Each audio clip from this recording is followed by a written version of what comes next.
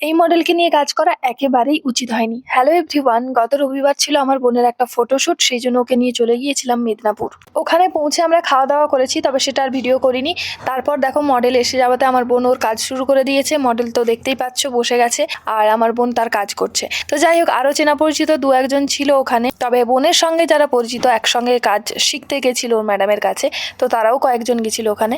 এই মডেলকে নিয়ে আমার বোনের কোনো সমস্যা ছিল না, ইনফ্যাক্ট ওকে নিয়ে তো কোনো প্রবলেমই হয়নি।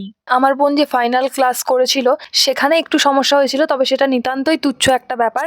তবে ওই তুচ্ছ বিষয়গুলো যখন আমরা মনে রাখি না, বাকিদের না মনে রাখলেও চলবে। তবে কার সঙ্গে কার পার্সোনাল প্রবলেম রয়েছে সেটা আমাদের দেখার বিষয়ও নয়, আর আমাদের জানার কথাও নয়। আমার বোন যে মডেলকে চুজ করেছে, সেই মডেলের যখন আমার বোনের কাছে সাজতে কোনো প্রবলেম হয়নি, তখন মনে হয় না বাকিদেরও কোনো প্রবলেম থাকতে পারে। এবার যদি কারো ব্যক্তিগত কোনো সমস্যা থেকে থাকে, তাহলে সেটা তাদের মধ্যেকার ব্যাপার, আমাদের জানার কথা নয়। আর আমার মনে হয় যদি 2-3 জনের মধ্যে কোনো সমস্যা হয়ে থাকে, সেটা তাদের মধ্যেই সীমিত রাখা ভালো। যে আর্টিস্ট এই মডেলকে নেবে, সেই আর্টিস্টকে যদি বলা হয় এই মডেলকে নেওয়া যাবে না, সেটা কি করে সম্ভব? কারণ আর্টিস্ট তো আর জেনে বসে নেই কার সঙ্গে কার কি প্রবলেম রয়েছে। আর প্রত্যেকটা আর্টিস্টকে না জানানোই ভালো যে তাদের মধ্যেকার কি সমস্যা রয়েছে।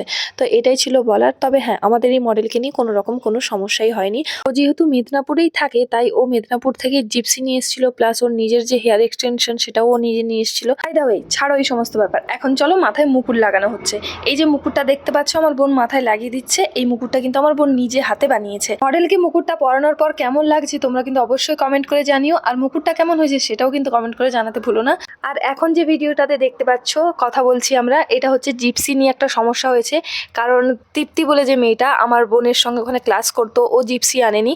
তো ওর জিপসি দরকার ছিল, সেই জন্য বলেছিলাম যে আমাদের এখান থেকে নিয়ে নিতে, কারণ অনেক কটা বেশি ছিল। তো যাই হোক, ও নেয়নি। ও পরে ফুল আনতে বলে দিয়েছিল, শুধু গোলাপ ফুল আনতে বলে দিয়েছিল, আর আমাদের যা জিপসি ছিল আমরা সব লাগিয়ে দিয়েছিলাম।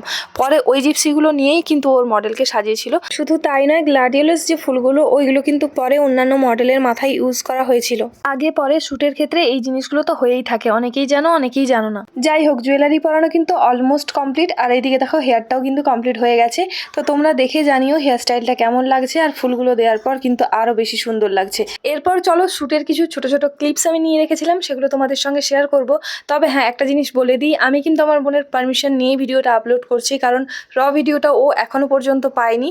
আর এগুলো যেহেতু আমি ছোট ছোট করে নিয়ে রেখেছিলাম, তাই ভাবলাম তোমাদের সঙ্গে শেয়ার করি। তো ও যখন ভিডিওটা পাবে তোমাদের সঙ্গে শেয়ার করবে। তো আমার বোনের করা এই লুকটাতে মডেলকে কেমন লাগছিল অবশ্যই কিন্তু কমেন্ট করে জানিও। আর শ্যুটটা কমপ্লিট হওয়ার পর ওকে ঠিক দেখতে এরকম লাগছিল।